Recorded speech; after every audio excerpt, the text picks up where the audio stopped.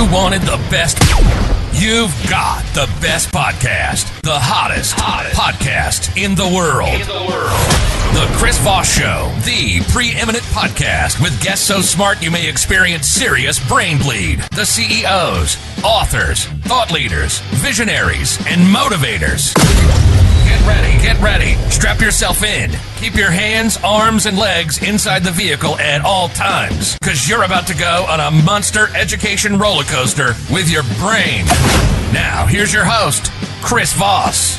Hi, folks. Chris Voss here from thechrisvossshow.com, thechrisvossshow.com. Welcome to the big show, my family and friends. Thank you very much. Everyone have a seat. We certainly appreciate you guys coming by. Thank you for being here. As always, we're in our 14th year, over 1,400 episodes, and we're heading to 1,500. We can't even keep up what's going on. So if you're not sharing the show out, shame on you. Shame on you. Ooh. Yeah, just you in the back there, over there, whoever you are, wearing the white shirt. No, we love you guys, but we're pumping out a lot of great stuff. I think later tonight we have the captain of the USS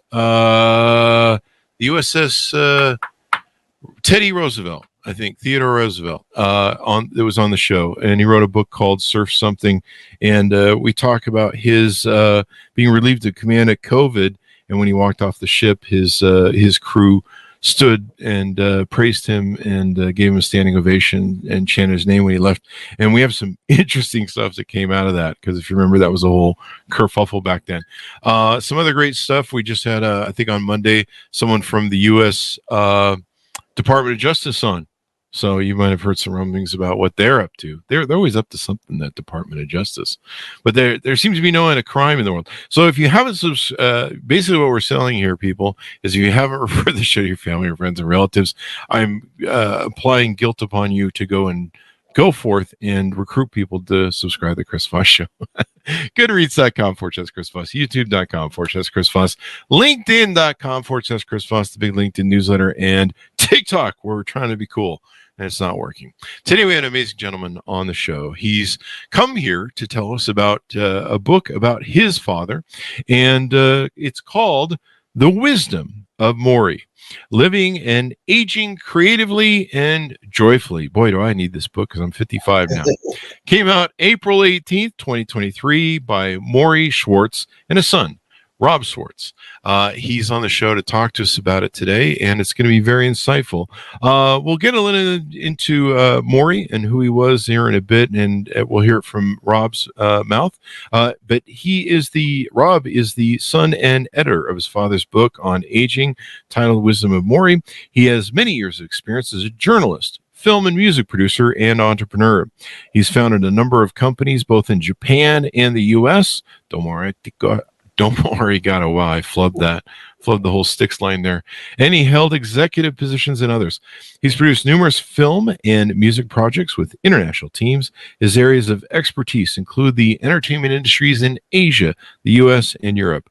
His projects often have a special emphasis on music, film, online business development, developing musical artist careers. In addition, he's been reporting for Billboard magazine in Asia since 2007.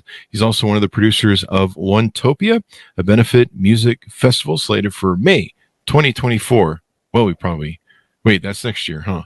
Wow, is it going to be 2024? Okay, well, I'm just keeping up here. Rob, welcome to the show. It's wonderful to have you. Thank you so much. Wow, that's some introduction. Yeah, you've got a lot going on there. There you go. I was thinking like May? Wait, that was last month. And I'm like, 2024? Oh, man. And that's actually been revised. We're probably going to hold it in August 2024. So more than a year from now. I'm still back in 2022. So welcome to the show. Give us a .com where people can find out more about you on the interwebs, please. Well, for this book, The Wisdom of Morrie, we have a website, wisdomofmorrie.com. For the festival that you mentioned, the Benefit Festival, which is going to be a huge music event for mental health, all the profits, all the money will go to mental health groups, is onetopia.com. That's onetopia.com. And yeah, those are the two main sites right now. There you go. So give us a 30,000 view overview of the book. Sure. So this is an interesting book because my father actually wrote it between 1988 and 1992, so quite a long time ago, after he retired from being a professor at Brandeis University, where he was pretty much universally loved by his students. And then he was kind of forced to retire. I can tell that story. Back in those days, when you turned 70, universities were like, you're out the door, but it's not like that anymore, right? So since he was forced to retire, he was like, wow, I never really thought of myself as an elderly person, but it's sort of foisted on him now. So he was thinking about what was important in aging, and he wrote down a lot of ideas, and he came up with this manuscript, and then he got ill. And that journey is described in Mitch Albom's Tuesdays with Morrie, which is a gigantic bestseller, 18 million copies, 5 years on the bestseller list. So that was actually written after the book that we have now, The Wisdom of Morrie. But this book is just being published now. It sat in his desk drawer for a long time. And then I rediscovered it, and realized, like, wow, I should really get this out. There's a lot of great ideas. There's lots of examples and stories about people who are doing all kinds of incredible things at different stages of their life. So it's a really inspiring book. There you go.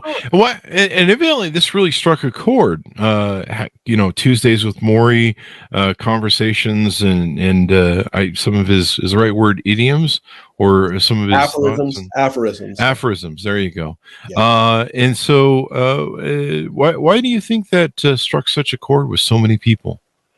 Well, I mean, to put it really bluntly, my father was very insightful. He was an academic, but he didn't let sort of academic jargon, filter through his thoughts. He really had very clear ideas, very clear values, really valued all the people around him. And, he communicated that really clearly. I mean, Tuesdays with Morrie is a very slim book. I don't know if you've read it or not, but you could read it in a day. It's literally that kind of book you can fly through in a day. And Mitch wrote it that way on purpose, which is great. He was very smart about it, and it really, took off. The current book, Wisdom of Morrie, is a lot more of a deeper dive, right? The thoughts are much more fleshed out. There's a lot of writing and stories, and he uses newspaper articles and stuff. But basically, I think, if I'm going to put it really simply, my dad's ideas speak to people. They understand what he's trying to say, and he's really trying to help people. That was kind of his whole deal in life. He was a sociology professor, but he was also a therapist. He co-founded a group in the Boston area for personal growth, which was called Greenhouse in the 70s. And, his life mission was really to help people. There you go. So what was, let's talk about his upbringing. What shaped him, or what maybe contributed him to have that sort of slant or look in life? Sure. Well, actually, it's funny you should ask that question, because there was one incident in his childhood which really did shape his personality. So my father was raised in New York City, struggling family, but actually doing kind of well in sort of the early 20s. They were able to open a candy store.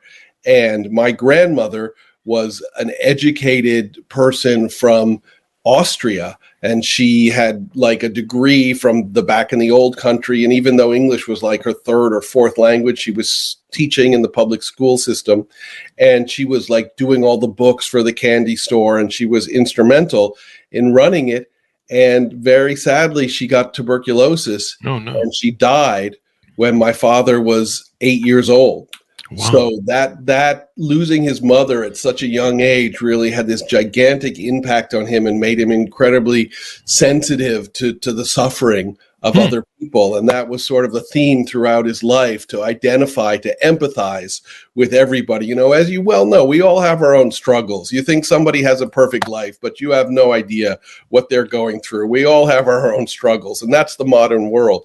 And my father was really attuned to that, because he lost his mother at such a young age. And then they lost the candy store, and they became really desperate, and they had to leave Manhattan and go and live in the Bronx. And, they were really dirt poor for a long time. So my father had that experience. He's also kind of American, success story. He raised up from the lowest rungs of society to be a, respected professor at university. So he really jumped up in the social mobility, as they say. There you go. So, as a son, what was it like growing up with him? Tell us a little bit about your origin I mean, story and how this that is shaped funny you. because when your dad is your dad, but I had always had these students coming up to me. My dad was a professor at Brandeis, telling me like how amazing my father was and how lucky I was to have him as a dad. And when you're a kid, and you hear that sort of thing, you think like, yeah, sure, whatever, Sure. dude. You have no idea, right? But in retrospect, as an adult, I realized that they were actually correct. He was an incredible father. He always showed up. He was incredibly loving and supportive. I mean, I don't think I have any memory of him ever being angry. I mean, I have a Wow. couple of stories that maybe it's like, okay, he was not pleased with me at some point, but yeah, I don't really ever even remember him getting super angry. I mean, there was a balance in my family. My mother was the disciplinarian, and he was the guy to take us to have good times. So that did happen as well. But no, I mean, he was a wonderful father, really, really wonderful. And, it was really important to him to be there as a dad. What did he have those sort of things that he would think and press upon you guys that were in the Tuesday book and in the book that you wrote or you edited of his, Right, or right. was that something that shaped you when you were young? Oh, for sure, for sure. I mean, that's a really long story, right? Because he was my father for a really long time. So Yeah. you can tell a kid something, and a kid is going to be like, "Oh, whatever." Certainly he's impressing his values on you. But as a kid, you're going to try and think of, Yeah, like I'll go whatever, my Dad. own way. But as you get older, you realize the stuff that he's saying is pretty wise, and it would be a good thing to pay attention to it. So, but for sure, the way he raised me was, imparting the values that he thought was important, always thinking about the people around you, always taking care of them, never judging them. You never know what journey they're on, always being polite. I mean, these were values that I was raised with that a lot of our society has lost, right? I Wait, mean, you're supposed to be polite to people now? exactly. I know it sounds so strange, doesn't it? I mean, especially with the online, people are so rude. Like I Oh can't yeah, deal with it at Twitter. all. Like, Twitter. okay, Twitter's the worst, but even Facebook, Instagram, well, Instagram is not so bad because it's all images, but you know what I'm saying? The online comment sections, it's just horrible, It's like, yeah, it's crazy. We've been on YouTube for like, I don't know, 15, 16 years or something like that. Yeah, I'm used to all the comments on there. Right. I mean, don't read the comments, basically. You do a great show. Don't bother reading the comments because there's going to be somebody who's got something nasty to say. You know that. The funny thing is we get checks from YouTube. So I always is like, when people want to insult me, I'm just like, you just pay me like 5 cents to insult me. Like how dumb is that? Well, no, it's great for you. You're getting the last laugh. Yeah, I'm like, go ahead, knock yourself out, make some more comments. And but you gotta wonder, what is that person getting out of it? The guy who writes the nasty comment about your show, where you're trying to inform people, you're trying to entertain people, you're trying to do your best, you're not trying to hurt anybody. What is that guy getting out of it who's writing a nasty comment to you? Like, I don't get it. I do not understand. I don't know. I mean, he's living in his mom's basement, and he's never seen. I'm not going to do that joke, but yeah, he's probably he's still got his virginity in place. So Deepak Chopra wrote a good plug for the book. Give us some of the highlights of some of the top 5 secrets Sure. your father had. Yeah, so basically we can break this book into 2 sections. And in some ways this is really aimed towards aging people, but in another way there's a lot of fantastic advice for anybody of any age. So by 2 sections, I said, as I kind of explained in the introduction, my father never thought of himself as an aging person, and then after he was forced to retire from university, he was like, wow, that's the way society sees me, and he wasn't super comfortable with that. So he had to investigate his own mind, like, why am I not super comfortable with this? And he realized like how deeply ageist our society is. Like, old people should just like go off and like die somewhere and not do anything. And this is just a ridiculous idea, right? People over a certain age have a lot of life experience, a lot of wisdom, a lot of stuff to share with people. So that was the first part of the book, was sort of exposing ageism and the psychological impact it has on people who are aging. And he even created what would you call it, like a coinage his own word, which he called age casting, which comes from typecasting, the movie phrase typecasting, where like age casting is pushing old people into certain roles. Like you go sit on a park bench and that's all you can do, right? And that's just as ridiculous as typecasting an actor is. So that was the first part of the book. Then the second part of the book is he has a lot of really practical suggestions for how to live more creatively and more vibrantly if you are aging. And like I said, I think we're all aging. A lot of these suggestions can apply to a lot of people because, as I think you're well aware, we kind of have a crisis in our society these days of like people don't have meaning in their life. They don't know how to connect to other people. Despite the fact we're so connected digitally, we're really disconnected personally from people, right? So there's a lot of suggestions in this book. Some of them are, more for aged people, but I would say pretty much all of them you can apply to anybody. So for example, figure out what interests you. Like people need to be told this in this day and age. Figure out what interests you and pursue that. Don't just sit there and say like, I like trains or whatever. I like movies. Investigate it. Figure out how you can get involved with it. Join groups. Make connections with other people who are interested in the same thing and make friendships with people. Don't sit in your basement and do nothing. The more people you talk to, the more friendships you make, the richer your life is going to be. I mean, it sounds totally simple, but people actually need to read this and think about this in this day and age. And then there's a whole list. I mean, I could list off 5 or 6 things for people to do. If you want, we can run through them all right now. Sure. I mean, okay, so that's one. Like, we'll piece it out. Yeah. Pursue what interests you and explore it and get involved in it and make new friends. Get involved with new people in your life. Getting involved with new people is always going to make your life richer. Along those lines, my father says, focus your energy. If you're thinking about 1,000 things at once, you're going to be distracted and you're not going to be happy. Focus your energy on what's important to you, whether it's your family, whether it's your new interest, and pursue that. In the same way, and this is kind of somewhat different, but similar. In the same way, if you focus your mind, particularly through meditation, you're going to be more calm. So meditation is a fantastic technique that, doesn't have to have anything to do with religion. It's just mind training. You don't have to think about it in any sort of mystical, weird way. It's just mind training. And my father, took up meditation back then in the 70s when it wasn't even popular. And he was doing it way back then.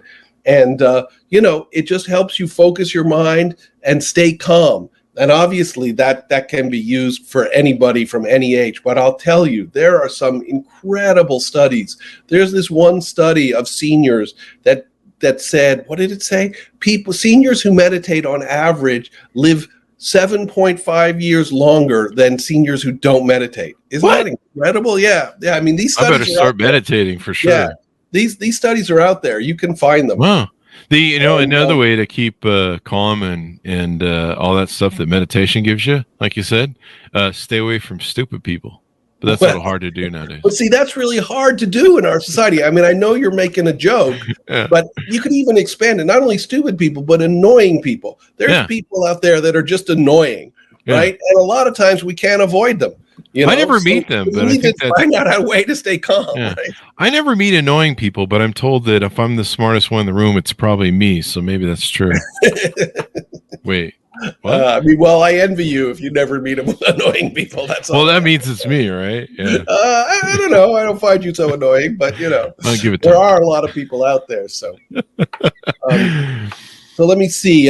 There's meditation. I was going to run through all the rest of them. I think I have a few more. Let's see. That's pretty much the main. Oh, and this one is a little bit more tricky because it's so sort of controversial in our society. But my father was aging. I mean, he wasn't part of any one religion. He wasn't religious in that sense. But he said, you should develop a spiritual connection in whatever that means for you. Whether it's a traditional religion, whether it's something, as long as it has meaning for you, it doesn't matter what other people think. So like on top of all that, try and develop a spiritual connection because he thought that was very important for people to feel fulfilled in their life.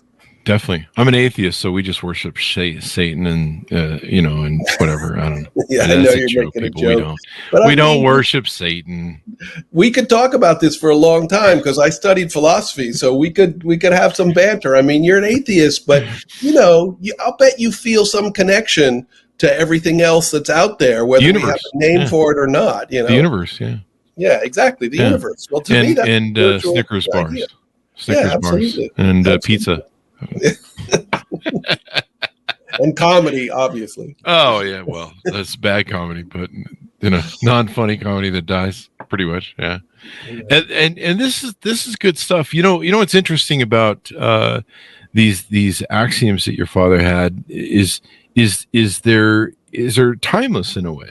I read a lot of Stoicism, Marcus Aurelius, Meditations, Seneca, and other things. And I'm so amazed at how, a lot of this stuff was written back in, at least, 10 years ago or so. Roman times. 1,000 years ago. Yeah. 1,000 years ago or whatever. And, before or after that whole snake thing in the tree and the two naked people. But it's amazing how much what they wrote back then, and probably a lot of what your father covered, they're just these simple life axioms that are so definitive and they're timeless, right. Like, I'll sometimes read Seneca and I'll be like, was he on Twitter? Yeah, no, I mean, I totally agree with what you're saying. And I've read all that stuff too, because I studied philosophy, particularly Seneca. It's interesting you should mention him because he is very much in line with what my father said. Oh, really? Well, he's like, live a quiet, serene life. Don't go looking for trouble. That's kind of his thing, right? Yeah.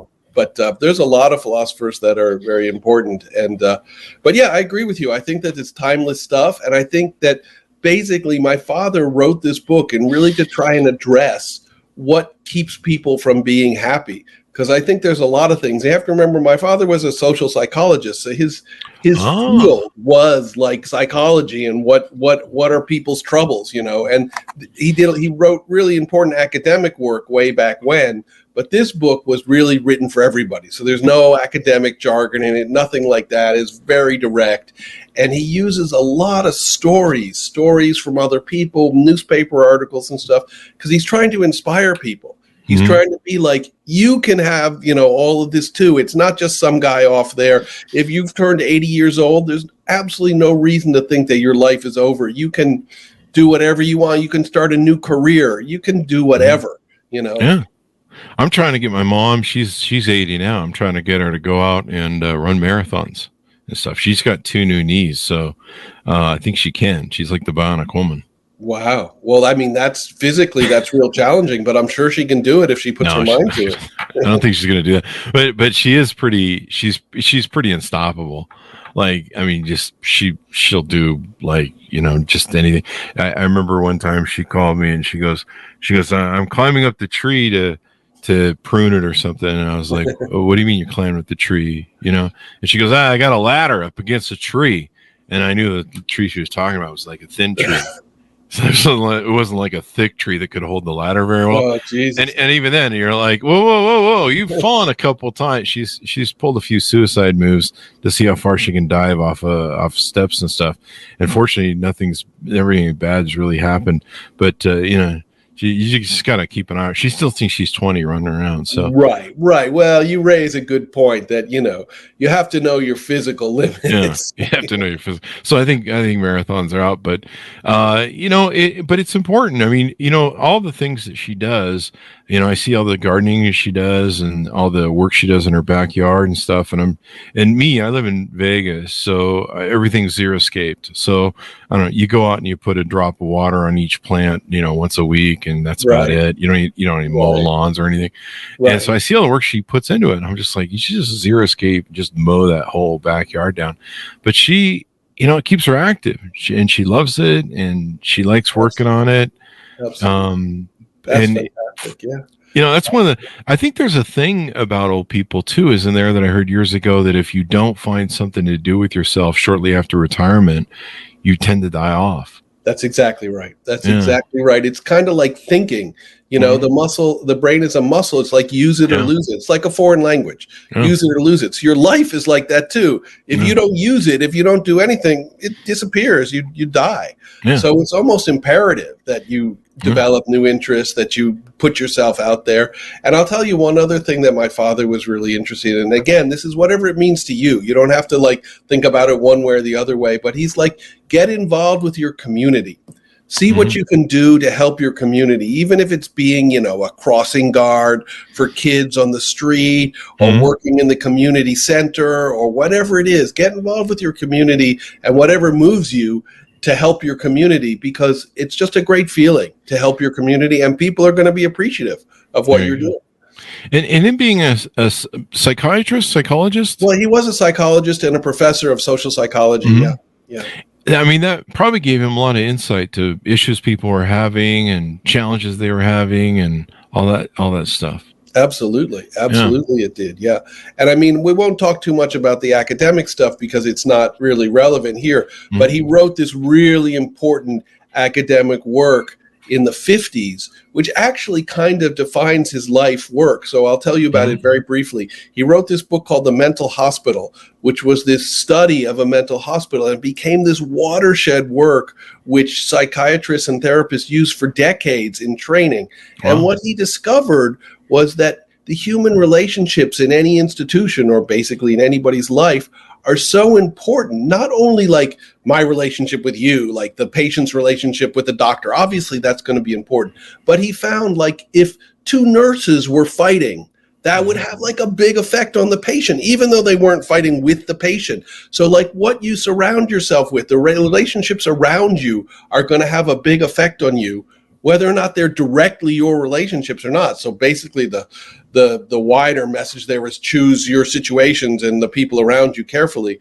But this book was a huge success, and it's how my father became a full professor at Brandeis with it just immediately without going through all the process of it. And it really kind of defines his life work in some way. There you go.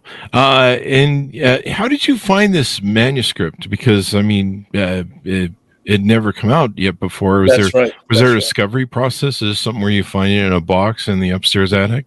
Sure. I'll tell you the whole story. It's a bit long, so you have to bear with me.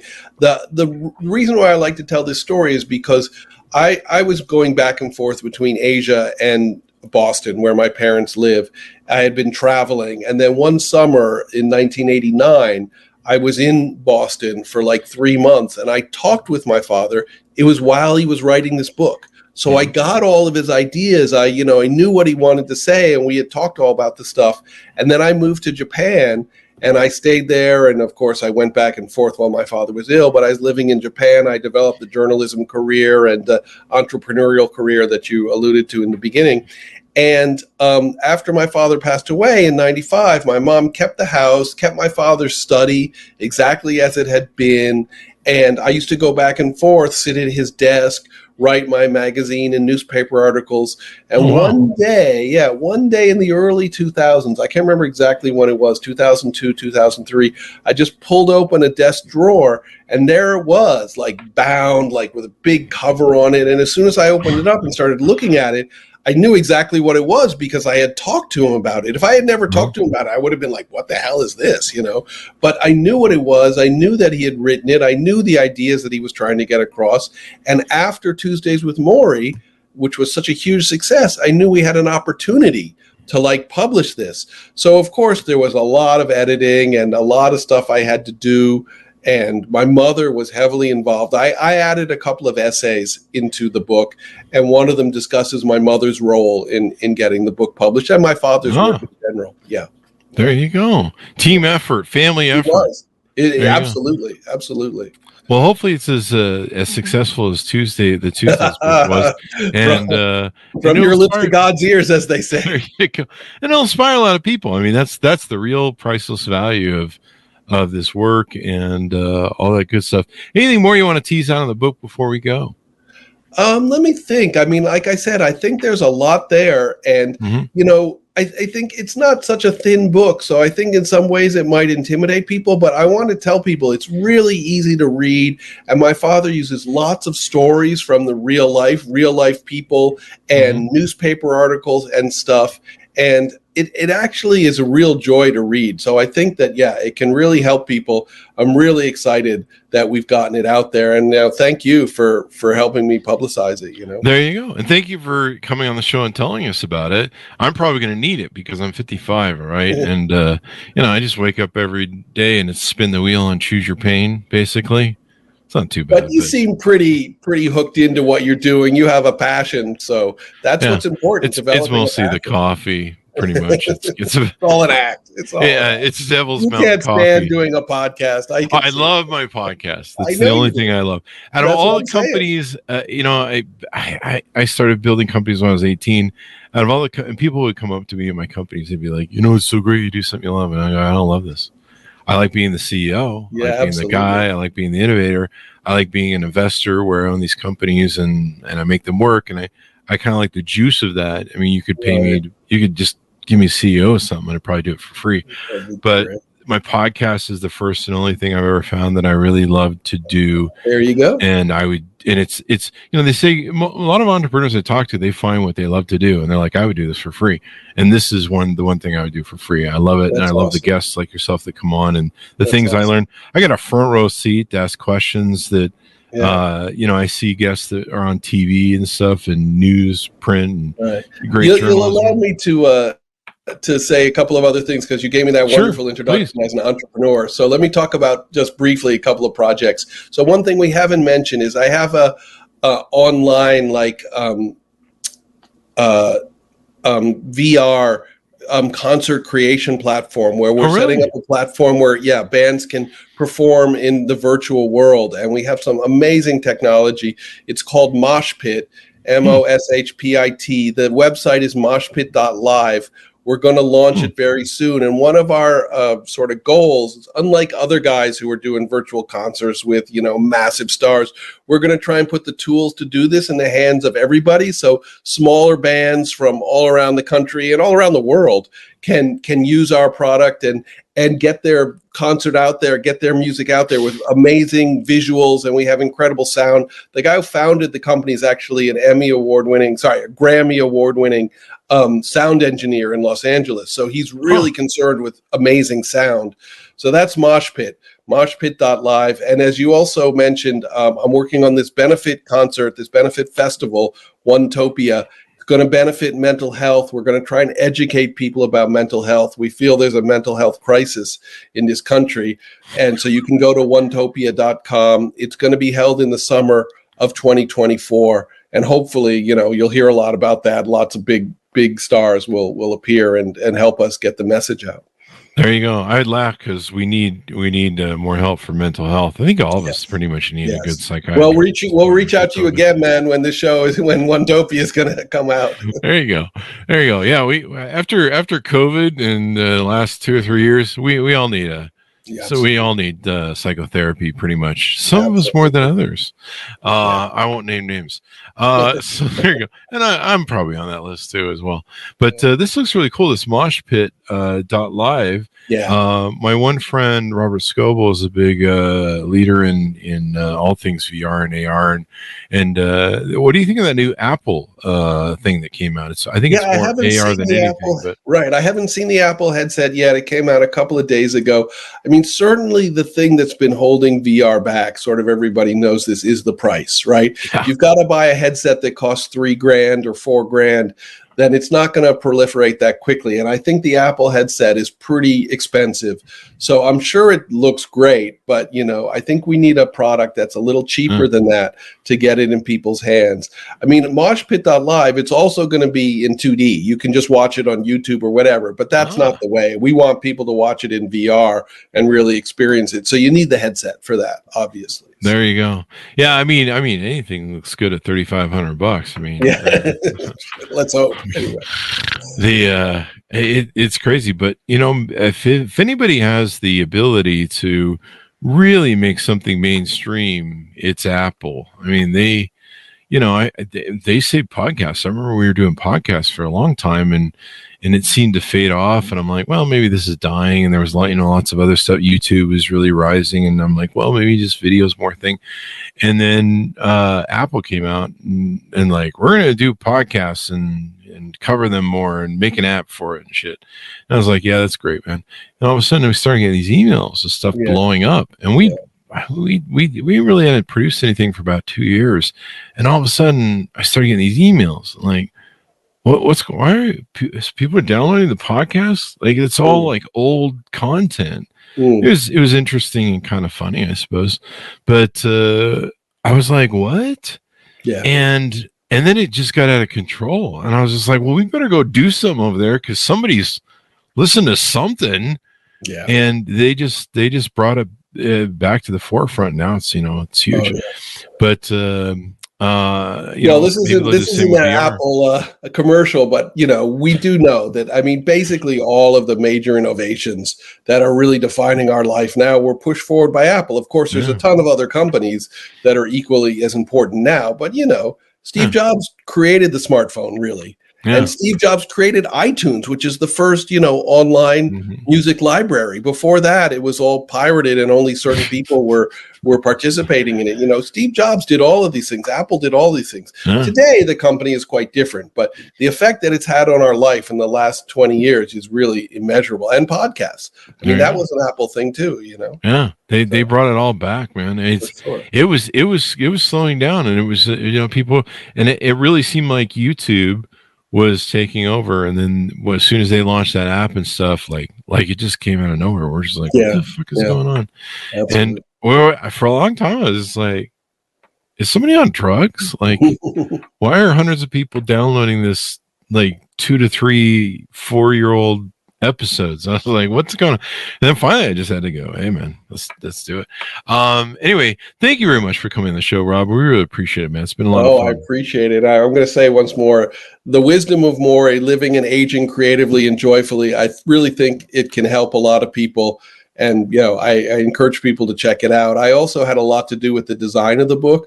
So I tried to make it as colorful and engaging as possible. There's a lot of color in the book. There's a lot of unusual things in the book. Parts of it look like it's handwritten. I wanted to make it real personal. People could get a feel for my dad, because there's so much, love for him and goodwill for him from Tuesdays with Morrie. So this is real insight into his mind. If you wanted to get to know more of his thoughts, this is the book for you. There you go. Well, it's wonderful to have you on. Available April 18th, 2023. The Wisdom of Morrie, Living and Aging Creatively and Joyfully.